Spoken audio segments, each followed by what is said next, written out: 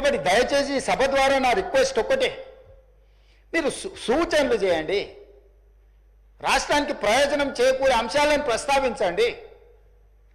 ఇప్పుడు మీరు నెంబర్ ప్రకారం మైక్ ఇస్తలేరు, అక్బరుద్దీన్ ఓవైసీ గారికి ఎక్కువ మైక్ ఇస్తున్నారని. Sir, we are welcoming it, whatever you have given suggestions. మీరు సలహాలు సూచనలు ఇస్తే మైక్ ఇవ్వడానికి మాకు ప్రాబ్లం లేదు.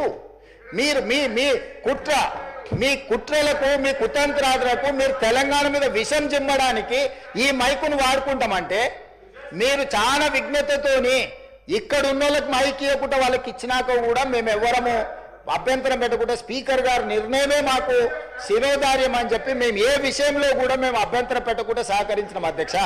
అందుకోసమని ఈరోజు అధ్యక్ష నా సూచన ఒకటే అధ్యక్ష, బెట్టింగ్ యాప్ల విషయంలో కానీ, ఆన్లైన్ బెట్టింగ్ విషయంలో కానీ, లేకపోతే ఆన్లైన్ రమ్మీ విషయంలో కానీ వ్యసనాలకు తెలంగాణలో తావు లేదు.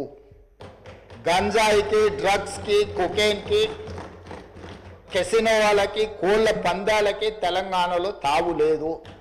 అట్లాంటి వాళ్ళని మీరు ప్రోత్సహించకండి, మీరు ఎంత దగ్గర వాళ్ళైనా. మళ్ళీ నేనేదైనా వివరాలు మాట్లాడితే అట్లెట్లా మీరు, ఇట్లెట్లా మీరు, కేసు అట్లెట్లా పెడతారు. మన వాళ్ళు ఉన్నప్పుడు తప్పని పరిస్థితులు వస్తాయి. మీకు బాధ ఉండొచ్చు, మీకు బాధ ఉన్నప్పుడు వాళ్ళని అట్లాంటి తప్పులు చేయకుండా ఆపాలి. గతంలో మనది అధికారం ఉన్నప్పుడు చెల్లింది, కానీ ఇప్పుడు చెల్లదురా నాయన. ఇప్పుడు ఇట్లా చేస్తే ఊపోది ప్రభుత్వం అని మీరు మంచి చెప్పుకోవాలి, తలుపు మూసి లోపల ఇట్లా కొంత చెప్పుకోవాలా.